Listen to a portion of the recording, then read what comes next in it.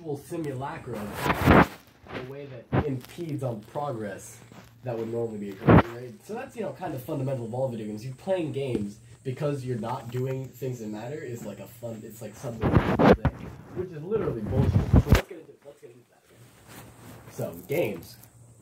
A lot of people play. What are the reasons people play games? Some play them for competition. Some play them for competition. For stress relief. Go like me. Stress relief. Some play for fun. We'll get into fun. Some play for entertainment. Which is stress exactly relief. what Minecraft is. I think everybody plays for fun, right? Let's just get into the people who play for fun, because you got like people the who compete for fun.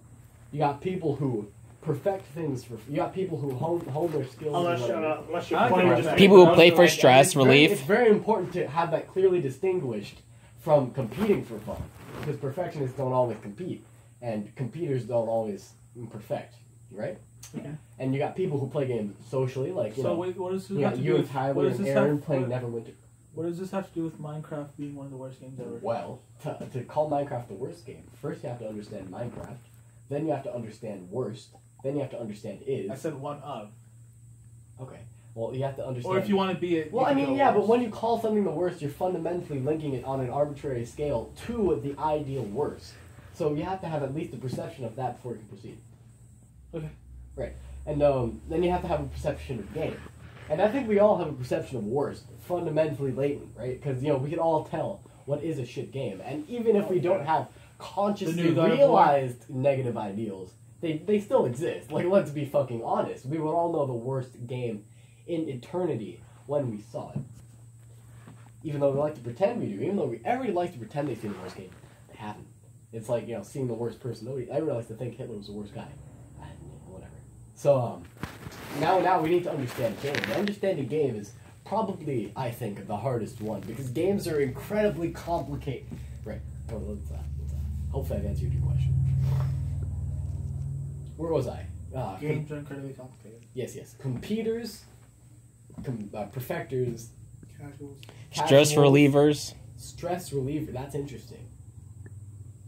Because you got people who play games to artificially create stress and then to resolve that stress. So you got people who play games as progression towards a goal, and then you've got people who play games for fun.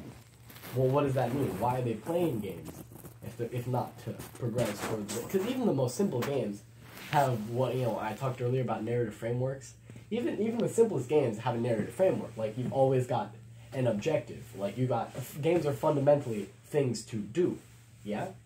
Yeah. Why'd you do a thing to do if you never felt like you were doing anything? I mean, just look at Gmod. I mean, that has so many things to do with no clear objective. Exactly. That's a kind of a big question. Why would you do a thing to do if you never felt like you were doing anything? Well, I don't think that's true. Maybe it's that all people play games to feel progress towards a goal, and maybe that's that some people have like much higher standards as to what a goal qualifies as than others.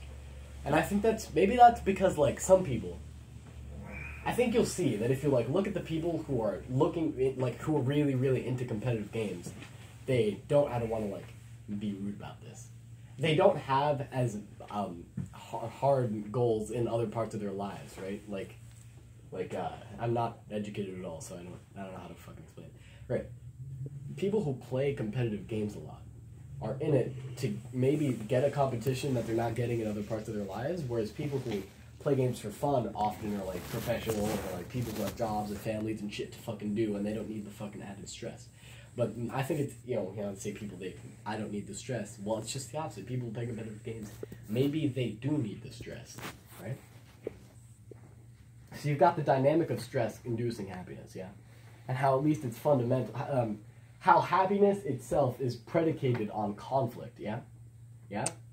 So to what extent does Minecraft achieve these goals? Well, Minecraft has no clear objective, so all the goals are arbitrary. You set them yourself. Now, that's not necessarily a bad thing, unless, of course, Minecraft were to cultivate an environment where trying to achieve goals was actively discouraged, and it kind of created a toxic community. We'll get to that. Right, so So that's not necessarily a bad thing if you've got people who are proficient enough to ascribe goals to their actions, right? Because nobody would play Minecraft if you were just fucking not doing anything. Because, like, if you were to move, then people would automatically be, hey, I will move there. Like, that's why you do things. It's not something you can't do. Because if you were to, it's like a performative contradiction, you know? Like, where I'm not having a goal, meanwhile you're moving, and your goal is at least to press the buttons, I guess. So, there you have that. And, yeah. So, Minecraft is the worst game because it's fucking boring.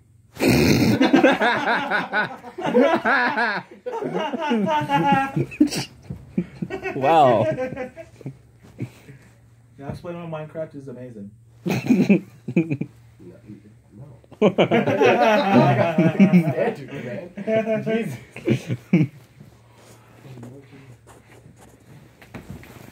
Jesus.